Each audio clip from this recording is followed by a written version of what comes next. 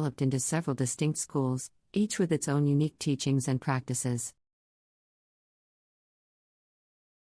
One of the most significant differences between Buddhism in India and East Asia is the emphasis on the Bodhisattva path in East Asia. This path involves working for the enlightenment of all beings, rather than just one's own liberation from suffering. The Bodhisattva ideal is seen as the highest expression of compassion and wisdom in Mahayana Buddhism, which is the dominant form of Buddhism in East Asia. Another difference between Buddhism in India and East Asia is the role of ritual and devotional practices. In East Asia, Buddhism has incorporated elements of local folk religions and ancestor worship, which involve the use of rituals and offerings to ancestors and deities. These practices are less common in Indian Buddhism, where the emphasis is more on individual practice and the attainment of enlightenment. The use of meditation practices also differs between Buddhism in India and East Asia. While meditation is an important practice in both traditions, the specific techniques and approaches to meditation can vary. For example, in India, the emphasis is often on mindfulness meditation, which involves cultivating awareness of one's thoughts and experiences.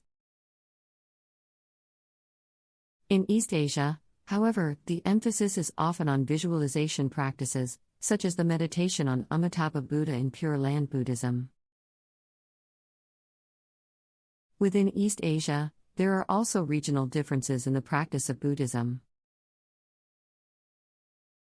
For example, in China, Buddhism has developed into several distinct schools, including Chan, Zen Buddhism, Tiantai Buddhism, and Pure Land Buddhism.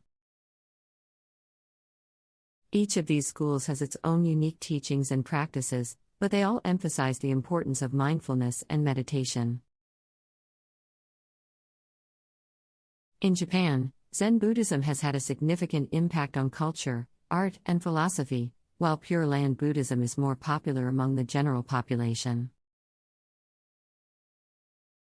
In Korea, Jogi Buddhism is the largest school, and emphasizes the importance of meditation.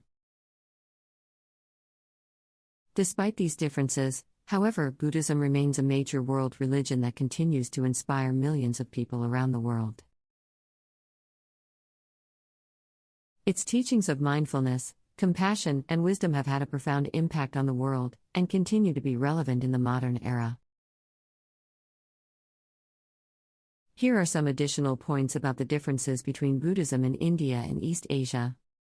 Another difference between Buddhism in India and East Asia is the role of the monastic community. In India, the monastic community, Sangha, is seen as a central component of Buddhist practice, with monks and nuns following a strict set of rules and regulations.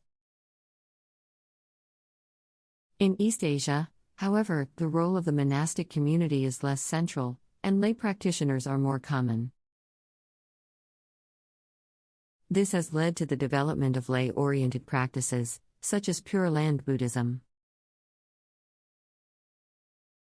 which emphasizes the role of Amitabha Buddha in helping lay practitioners attain rebirth in the Western Pure Land. The role of the Buddha himself also differs between Buddhism in India and East Asia.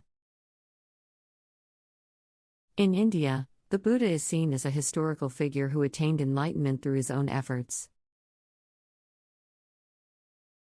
In East Asia, however, the Buddha is often seen as a divine figure who has the power to help sentient beings attain liberation from suffering.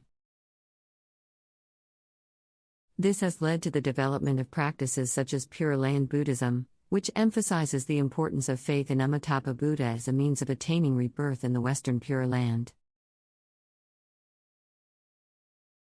Another important difference between Buddhism in India and East Asia is the influence of local cultures and traditions.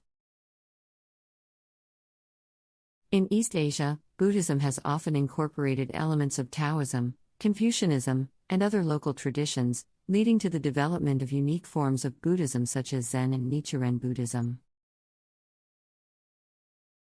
In India, however, Buddhism has remained more focused on its original teachings, and has not been as influenced by local cultures and traditions. Finally, it is worth noting that the differences between Buddhism in India and East Asia are not absolute, and there is considerable overlap and interaction between the two traditions.